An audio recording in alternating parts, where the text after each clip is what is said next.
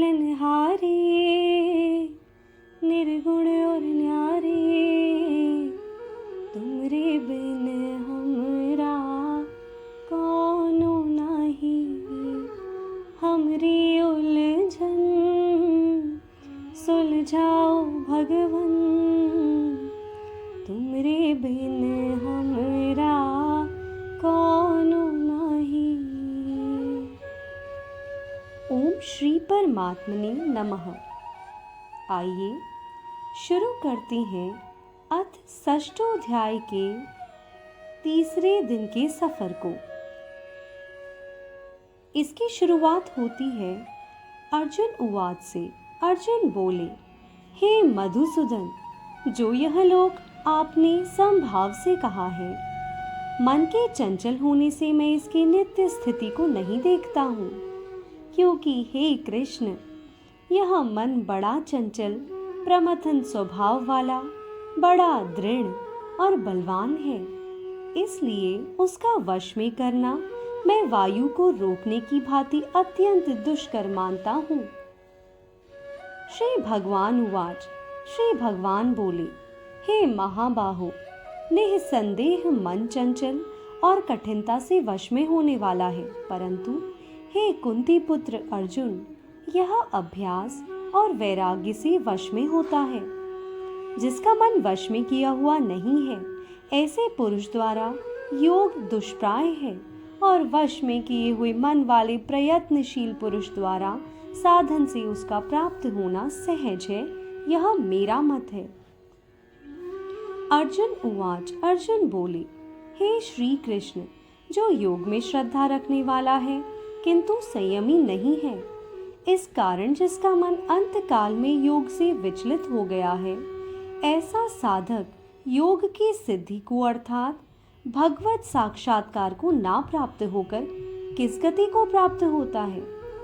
हे महाबाहो, क्या वह भगवत प्राप्ति के मार्ग में मोहित और आश्रय रहित पुरुष छिन्न भिन्न बादल की भांति दोनों ओर से भ्रष्ट होकर नष्ट तो नहीं हो जाता?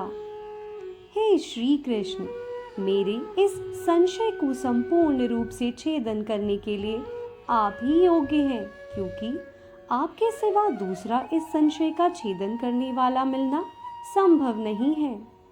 श्री भगवान उवाच। श्री भगवान बोले, हे पार्थ, उस पुरुष का ना तो इस लोक में नाश होता है और ना परलोक में ही, क्योंकि हे प्यारे, आत्मोद्धार के लिए अर्थात भगवत प्राप्ति के लिए कर्म करने वाला कोई भी मनुष्य दुर्गति को प्राप्त नहीं होता। योग भ्रष्ट पुरुष पुण्यवानों के लोकों को अर्थात स्वर्ग आदि उत्तम लोकों को प्राप्त होकर उनमें बहुत वर्षों तक निवास करके फिर शुद्ध आचरण वाले श्रीमान पुरुषों के घर में जन्म लेता है। अथवा वैराग्यवान पुरुष उन लोकों में ना जाकर ज्ञानवान योगियों के ही कुल में जन्म लेता है। परंतु इस प्रकार का जो यह जन्म है, सो संसार में निसंदेह अत्यंत दुर्लभ है।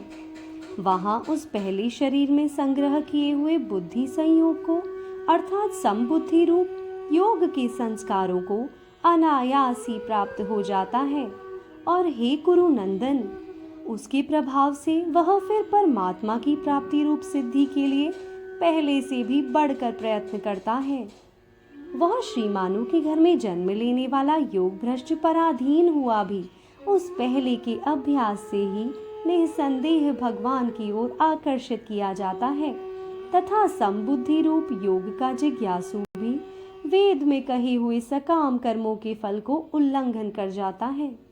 परंतु प्रयत्न पूर्वक अभ्यास करने वाला योगी तो पिछले अनेक जन्मों के संस्कार बल से इसी जन्म में संसिद्ध होकर संपूर्ण पापों से रहित हो फिर तत्काल ही परम गति को प्राप्त हो जाता है।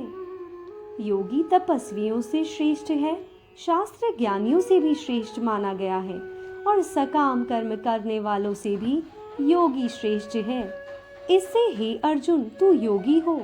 संपूर्ण योगियों में भी तो श्रद्धावान योगी मुझ में लगे हुए अंतरात्मा से मुझको निरंतर भजता है। वह योगी मुझे परम श्रेष्ठ मान्य है। इस षष्ठोध्याय के सफ़र को यहीं समाप्त करते हैं। राधे राधे।